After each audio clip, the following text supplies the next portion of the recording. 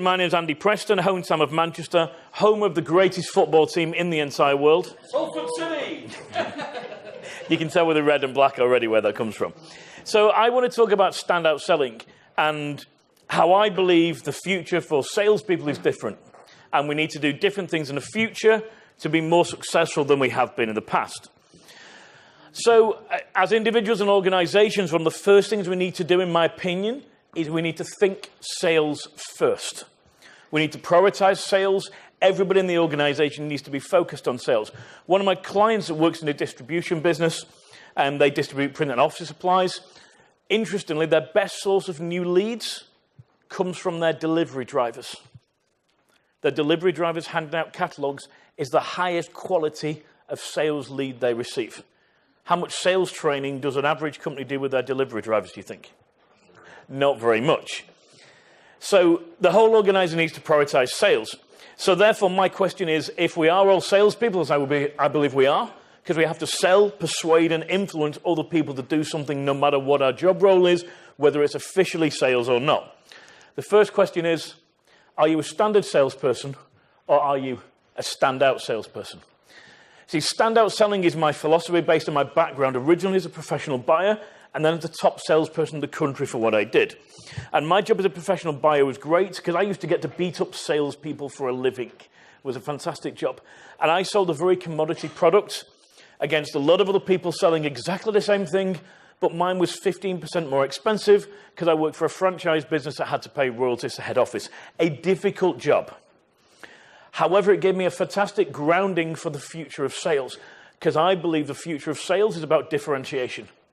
How you can differentiate your products and services from your competitors. The world is becoming more commoditized. Price is becoming really important. The buyer of today has far more choice than ever before. So are you their favored choice, where they really want to work with you and pay more for the privilege? Or are you just one of many they go out to for quotes? So the future of sales will be differentiation. So are you a standard salesperson or are you a standout salesperson that does different things, gets the greater rewards, sells at higher prices, business makes more profit, they make more commission? Because a standout salesperson does things differently than a standard salesperson does. Let me give an example. Justin talked before about pitching. Now, Justin can do fantastic work and help you with pitches and help you get greater win rates when you get to the pitch stage. Justin works fantastic. I've known him for a long time. He's a great guy. Here's the problem, though. What happens if you don't get to pitch stage in the first place? What happens if you fail in the first round where they do some interviews, they do requests for proposal? There's a number of things that standout salespeople need to do differently there to get the chance to be able to pitch. So the first tip, and I'm going to give you some ideas and some things you can do differently for yourself and your colleagues in this presentation. The first thing is stop thinking about capability and start thinking about credibility. Stop thinking about capability and start thinking about credibility. So here's the problem. When I go out as an ex-professional buyer, when myself and any of my buyer friends go out to the market to get quotes from a business-to-business point of view, when we go to other businesses to get quotations, we go out to get proposals from people. Businesses come back to us and tell us how they are capable of meeting what I need. Andy, you need this. This is how we'll provide you with this. This is why we're really good at this, and we will match your specification. Now, if I go out to 10 companies, how many will come back to me and tell me they can meet my specification? All of them they should do if I've done my sifting right in the first place. I've identified they're able to do that, so here's my point. Capability is assumed. I assume you are capable, otherwise I would not be selecting you and you would not be coming back to me with your offering. Does that make sense? So stop telling me why you're capable and start telling me why you're credible. Why you're my best option. Why you're my preferred option. Why you're my provider of choice. Why you're the best option I could possibly have, and demonstrate that to me in the first round.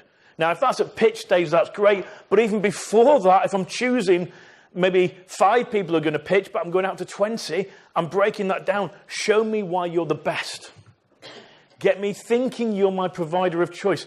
In favorite position, as I call it in the standout selling process, first.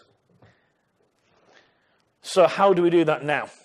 First thing is a few speakers have said today. First, the impact of digital disruption. People will now check you out online. You as an individual, the individuals in your pitch team, the individuals in your sales team, anybody I'm going to be dealing with at your company, I'm going to look at places like LinkedIn. Because I'm checking out your credibility. If you say you're a leading expert and you have 2 recommendations on LinkedIn, not only do I not think you're a leading expert, I also think you're a liar and I don't trust you. That would fail Brett's trust test pretty much, would we agree? It's going to fail the trust test, it's going to fail the credibility test, because you don't look like an expert, because nobody else, you can say you're an expert, but I want to know, what do other people think of you? Where can I find evidence for that? When I do my due diligence, can I prove that, or do I doubt what you say? If I doubt what you say, you're worse than you were in the first place.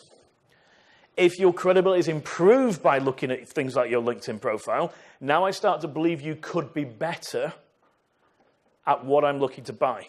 If I believe you're better, if I believe you're my provider of choice, am I willing to pay more for your services than the other people? Absolutely. So if we can get to favorite position first, then we give ourselves a big advantage. So things like LinkedIn. Second point to growing credibility is use testimonials early in your sales process. Most standard salespeople get this wrong. Use testimonials early in your sales process. Most people put their testimonials together at the presentation stage, at the proposal stage, at the pitch stage. That is too late. At that stage, the buyers have already decided who their favorites are. The buyers have already decided who their favorites are, and it probably isn't you. So get your testimonials in early. When you get an initial response to an inquiry, get some testimonials in front of them. Have you got online videos that say how good you are? Other people saying, your customers saying how good you are? Have you got LinkedIn testimonials that other people have to write so it has far more credibility than your own website? At what stage do you use your testimonials and social proof? Other people are saying how great you are. Do they come in really early in the sales process? Are they from decent companies that I'm impressed by? Is it from a real name who's somebody I can check out on LinkedIn, for example? Or is it Andy's a really good sales speaker, Mrs. P, Manchester? Nobody believes that stuff anymore. We all think you made it up. And it's like, it's from his mum or his non-existent wife. We know that. We know credibility. You lose credibility. Start looking to increase credibility by getting from good names, good level of person, and get that in front of people early so you're their provider of choice. That's where you start to become a standout salesperson. So, my next point is on qualification. One of your biggest challenges for anybody in sales, before we even get to pitch stage, as Justin said, is about questioning qualification. If you don't get the right information out before you do any kind of presentation, pitch, proposal, sales meeting, you will give yourself a massive problem in trying to get the business. So this is about the questions you ask to uncover the real information, the real needs, and the qualification you do to even see it's an opportunity you want to progress with. So here's my question. On your tables, I'm going to give you 30 seconds of the people next to you. And here's the question. What is the most important question you can ask in any sales opportunity? What is the most important question that you can ask of the other party in a sales opportunity? I'll give you 30 seconds on your tables for the answer. Off you go. Okay, so lady at the back in the red, what's that? Just kidding. What's the most important question you can ask in any sales opportunity? Let's go with this table. Best answer. Best answer. What are your challenges? What are your needs? Okay, good. What other options do we have? Intelligence table down the front. Just kidding. What did we get here? Okay, we've got paranoia down here. That's awesome. What is it you're looking for? What's it you're looking for? Yeah, good. Okay, this table. Will the product solve my needs? The question you're asking them, they say, okay, so about the product and the needs. Good. I won't pick on you guys. You're looking like you don't want to be picked on. That's good. This table, what do we get here? It's like they were so hiding under the table between them. That was awesome. We said challenges, but right now. What are your challenges right now? This table? If I can give you what you want, will you work with me? Good. Okay. All of you are wrong. Good answers, but hopeless. So you need to come and we need to come and do some training, especially if you work in my agent who've hosted today. We definitely need to have this conversation. In fact, let me give you the worst question first. That has no interest to the sales team. Where did you hear about us? Is possibly the worst question you can ask. Now, it's good for marketing because it tells you what parts of marketing are working, but hopeless for sales gives us nothing. The second worst question you can ask is, what do you know about us? Which encourages them to tell you about you, and then you to tell them about you, and we're not listening to anybody. That really doesn't help. Here is the most important question you can ask in any sales opportunity. If it's come to you, what is it that made you want to work with us? What is it that made you ring us about this? What is it that made you invite us to pitch? That uncovers what I call, it's a key question of my 8-step questioning process, which I call the focus process, in my standout selling training and speaking I do worldwide on this. It uncovers what I call buying motivation. It uncovers the reason behind why they are interested in working with you. Because their answer to that could and should completely change your sales process. Because they might say to you, I've heard you're really good because one of my friends uses you, and he says, I need to use your company no matter what the cost. That would count as a warm sales lead, right? That'd be nice if we only got more of those. The world would be a much better place. The answer could also be, oh, well, I've found your name on Google because my boss has asked me to get quotes from 20 different companies. That could also be an answer to that question. Are those two sales opportunities entirely different, guys? Yeah. Do they need to be dealt with entirely differently?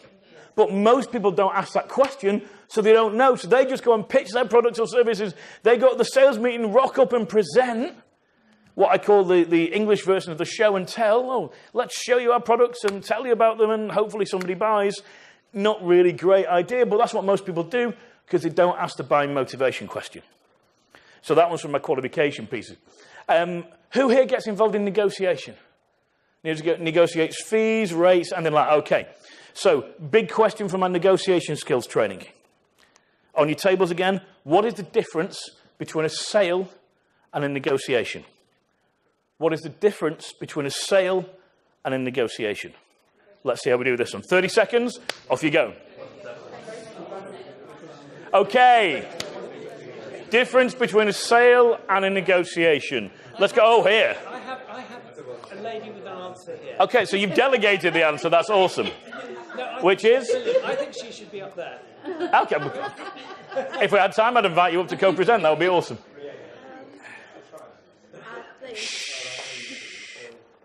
A sale to be a good sale, it's got to be a negotiation. It's got to be a win-win. So they're involved in both win-win. Okay, cool. Good answer. Otherwise, if it's not, then it's not a good sale. It's not a sustainable. Okay, so a negotiation has to be win-win for it to be a good sale. Okay, that's a good answer. Let's go over here. What do we get here? It is wrong, but I wasn't going to say that yet. Negotiation is a process, and a sale is kind of the end of that. Is the end of a negotiation. Okay, let's go with this table. Well, thinking that it's got to do with standout selling and standard selling. You're right, Paul. Thank you for that answer. Yeah. But there's more than that. Good, let's go here. I've answered the first, but it's the same. You've copied them. That's awesome. And what do we get down here? It's the same thing. It's the same thing. Okay, you're all wrong once again. We need to talk about some training for you guys. The difference between a sale and negotiation, this will change all your negotiations from now on. A negotiation should only happen once a sale has been agreed. We had that, but we shouted it. Yeah, honestly. Yeah. A negotiation should only happen once a sale has been agreed. In other words, if you have not got commitment that they want your product or service, you should not be negotiating. You should still be selling because they are not convinced yet. Small distinction, big impact. Because most people end up in a negotiation when they should still be selling. Second point with negotiation, without doing my full negotiation skills training on this, is negotiation should be about everything else apart from the price. Negotiation should be about other stuff that maintains the price. If you are dropping price in a negotiation, you are not negotiating, you are capitulating. You are giving up, you are giving in. Negotiating should be what else can I put in there to maintain the fee level. We should not be discounting or dropping price. That is not a negotiation. And it should only be done once you've got commitment that they want what you are offering. Otherwise, we need to be selling. Far too many salespeople. I get called off sales directors all the time. Andy, can you come in and do negotiation skills training? The problem is the selling skills, because you get to negotiation, the buyer doesn't really want what they offer, so they'll buy it if they're half the price. That's not a negotiation issue, it's a selling issue. What about when you've got very regulated procurement, public sector stuff? Even worse. Even worse. Come and grab me afterwards, I'll give you some tips of that. It's too long for this short presentation. So, I want to finish up with what I call the rock principle. This is something I created when I was in Colombia a couple of years ago with one of my South African friends. Nothing to do with the Pablo Escobar tour, by the way. We went to Medellin, although we did certainly do that tour. I still haven't found his buried money. But I was with my friend Gilan from South Africa, and he said to me, Andy, we're going to Colombia to speak. Let's do some tourist stuff while we're there.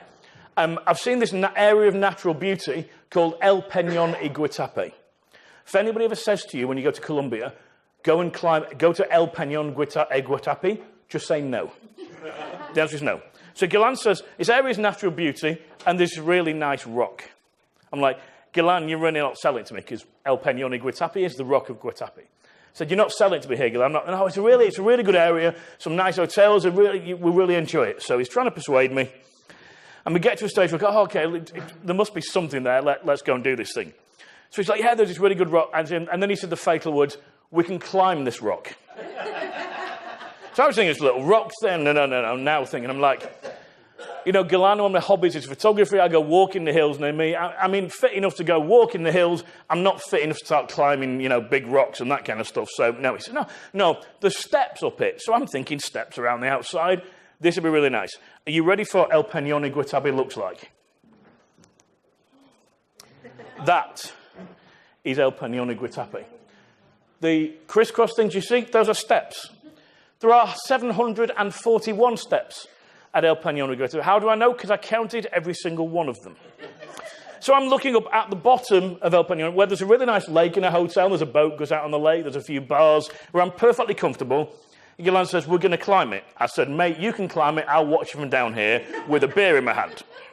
No, we're going to climb it really good. So he's trying to persuade me, oh, it'd be really good, Andy. We can tell all our speaker friends afterwards that we've climbed it. I said, mate, you can tell them you climbed it. I'll probably tell them, and I'll send them photos of me having a beer at the bottom while you do this madness, because this is also at altitude, right? I'm watching people start to walk up these steps in active wear, which is a bizarre gym wear that strange people wear outside the gym to say, I go to the gym. And they're stopping every flight of stairs to catch their breath. So it'd be really good, and you can tell people we've done it. Wouldn't it be great?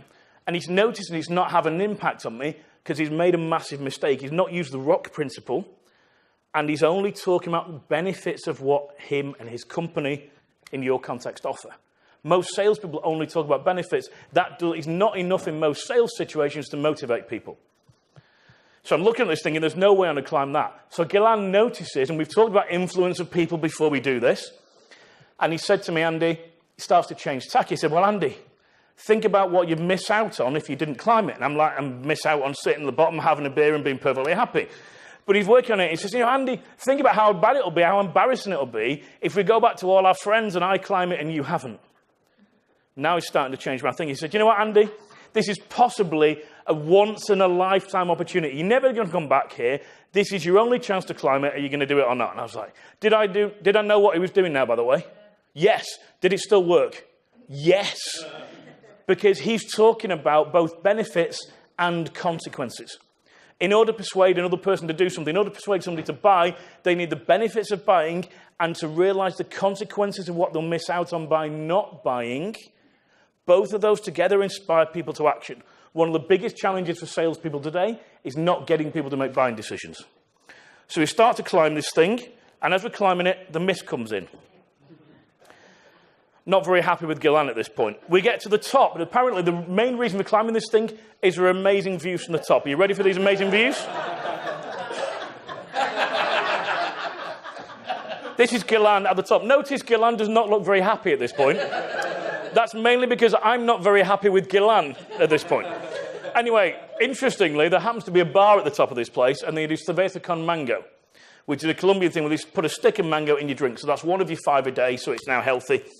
So literally I had a beer, and as we sit there, the mist clear, and we got a wonderful view. Wow. So I don't know whether the lesson from this was, sometimes you sit back and let things, kind of decide on their own and let things kind of, drift for a while, things become clearer, or everything looks better after a beer. Either way, it was a good climb. But I came up with a rock principle, which is about benefits and consequences together, get people to take action. So it's great to be with you guys. If you're looking at me for a sales conference or training, talk to the guys at USB. I will see you at another event. Thank you very much, and keep standout selling.